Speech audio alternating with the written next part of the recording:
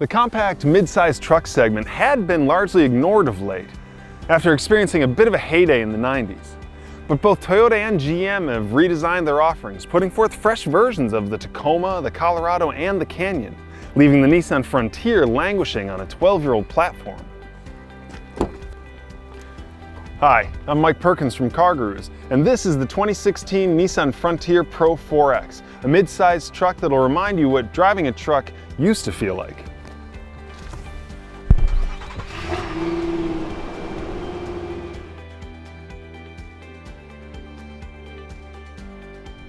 What's really hard to swallow is that the Frontier has been redesigned in other markets. It's just not being sold here.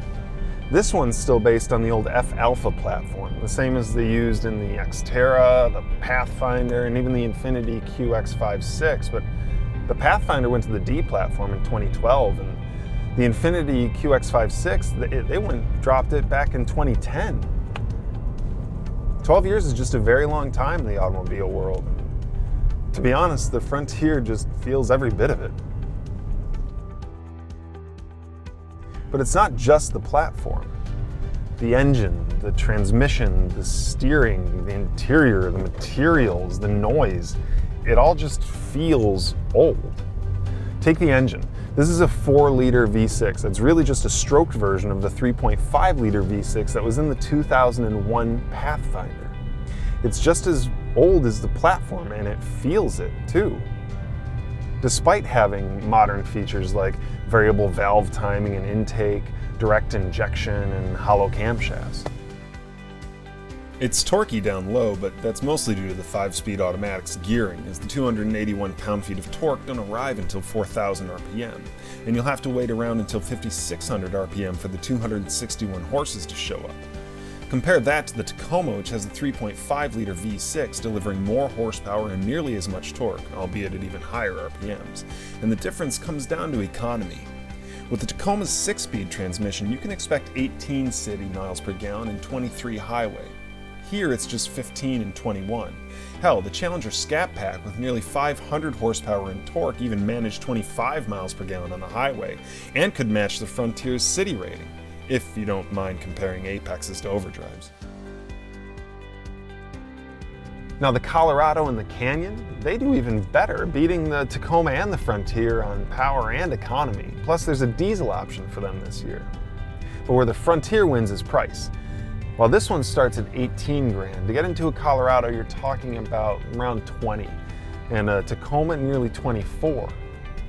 Now here in the Pro 4X trim with the luxury package, which gets you these heated power leather seats, the heated power mirrors, the power moonroof, and the roof rack, you're talking around 37,000. And a similarly equipped Tacoma is going to be about 40 grand, so you're definitely saving some money for your sacrifice.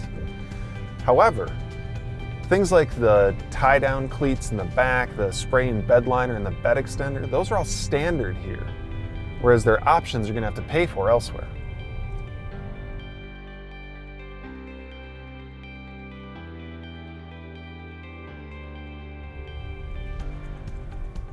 What it comes down to is whether or not you're willing to live with the sacrifice.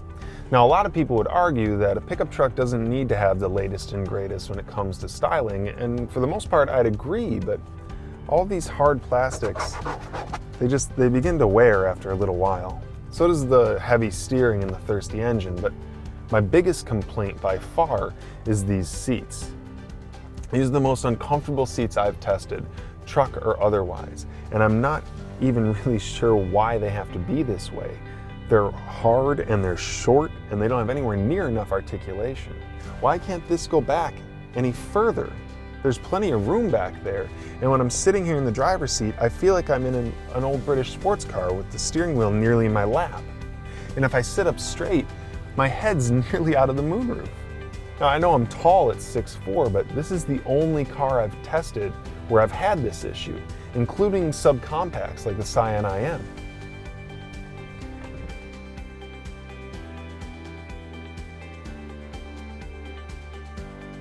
But let's say none of this bothers you. There's still a lot to like here. I mean, just because this is a generation or 2 or 3 old, that doesn't mean it's not worth checking out. After all, the last generation's batch of trucks are still quite good. And this Pro 4X trim is a serious off-road contender with a performance 4x4 suspension, a locking rear diff, skid plates, and off-road tires, although those are very noisy on the road and don't do much to help with the heavy steering or the braking distance, which is pretty poor at 134 feet. It's the same story with this 5.8-inch touchscreen with the navigation and the Nissan Connect. It's just old. I mean, everything about it just feels a few steps behind the competition, and that's fast becoming unacceptable in a world where people expect their cars to be a further extension of their digital world.